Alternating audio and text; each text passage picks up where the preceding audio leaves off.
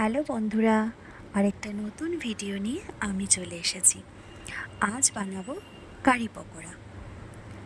যদিও এই রেসিপিটা আমি আজকে ফার্স্ট টাইম ট্রাই করছি, তাই কেমন খেতে হবে একদমই জানি না। আশা তো করছি ভালোই হবে। তো কারি পকোড়া বানানোর জন্য আমি এখানে 1 কাপ বেসন নিয়েছি, আর এখানে 1.5 কাপ মতন টক দই নিয়েছি, যেটা আমি ফেটিয়ে নিয়েছি। সঙ্গে আছে লাল লঙ্কার গুঁড়ো আর একটু কাশ্মীরি গুঁড়ো লঙ্কা, হলুদ, আর আমার গাছের একদম ফ্রেশ কারি পাতা। কারি পাতাটা যখন আমি ছিঁড়ে এনেছি গাছ থেকে, সারা ঘর গন্ধ হয়ে গেছে। কি যে ভালো লাগে আমার কারি পাতার গন্ধ, বলার মতো না। আর সঙ্গে একটু সর্ষে ফোড়নের জন্য, সর্ষে আর 2টো শুকনো লঙ্কা নিয়েছি। এখানে আমি এই ছোট হাঁড়িটার মধ্যে বেসন, টক দই ভালো করে একদম ফেটিয়ে নেব।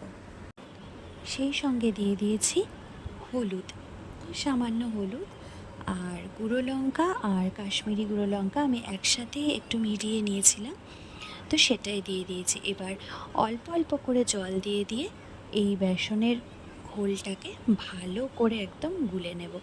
একবারে একদমই জল দেব না, অল্প অল্প করে জল দেব, আর এর কনসিস্টেন্সিটা বজায় রাখবো। দেখো আমি কতটা পাতলা করে গুলেছি, ঠিক এমনটাই কিন্তু পাতলা করেই গুলতে হবে। তো এখানে আমি আলাদা একটা পাত্রে 2 টেবিল চামচ মতন তেল গরম করে নিয়েছিলাম, আর তেলের মধ্যে ফোড়ন হিসেবে 2টো শুকনো লঙ্কা আর সামান্য সর্ষে দিয়ে দিলাম। কিছুটা সর্ষে আমি রেখেছি, ওটা পরে ইউজ করব।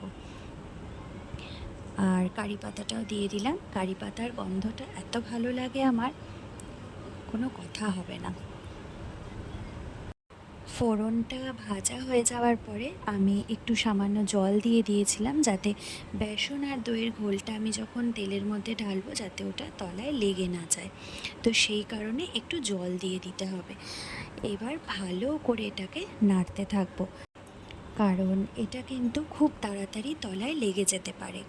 পাশে একটা ছোট্ট কড়াইতে আমি একটুখানি সামান্য তেলের মধ্যে একটু সর্ষে কারি পাতা ফোড়ন দিয়েছিলাম, আর একটু রসুন ফোড়ন দিয়েছি।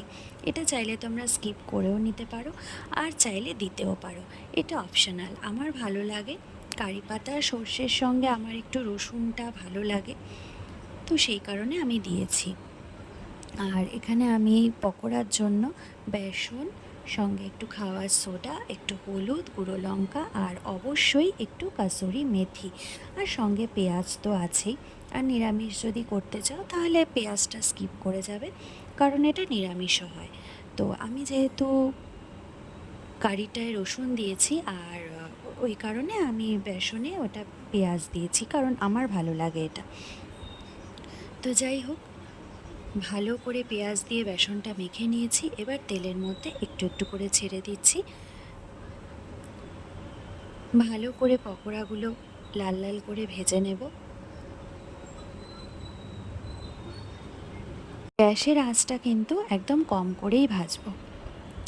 আমি তোমাদের একটা কথা শেয়ার করি, সেটা হচ্ছে আমার কিন্তু সব ধরনের খাবার টেস্ট করতে কিন্তু ভীষণ ভালো লাগে। আমি সাউথ ইন্ডিয়ান ডিশ ভীষণ ভালো খাই, আর আমি নন বেঙ্গলিদের যে স্পেসিফিক্যালি নন বেঙ্গলিদের কয়েকটা জিনিস আছে, ডিশ আছে, যেগুলো কিন্তু আমি ভীষণ ভালো খাই।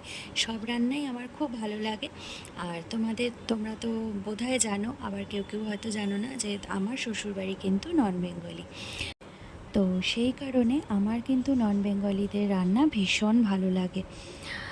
আর তো চলো, অনেক কথাই হলো, গল্প করতে করতে একটা ব্যাচ আমার বড়া ভাজাও হয়ে গেল। তো আরেকটা ব্যাচ আমি ভাজার জন্য রেডি করে নিচ্ছি, এরকমভাবেই অল্প অল্প করে। আর একদম ধিমা আছে পকোড়াগুলো কিন্তু ভালো করে ভেজে নিতে হবে।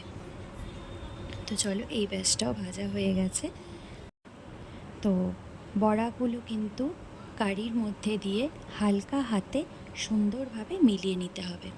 অবশ্যই তোমরা রেসিপিটা ট্রাই করবে, আর আমাকে কিন্তু কমেন্টে অবশ্যই জানাবে।